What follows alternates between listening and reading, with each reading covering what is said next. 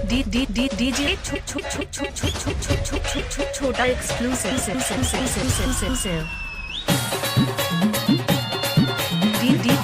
DJ छोटा exclusive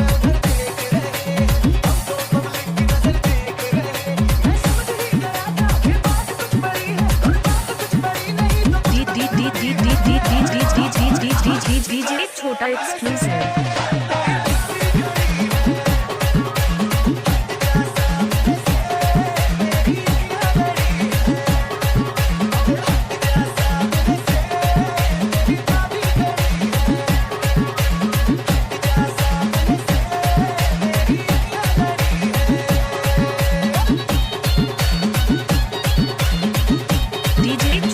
Exclusive remix by DJ Bimmerlin. DJ Chota exclusive.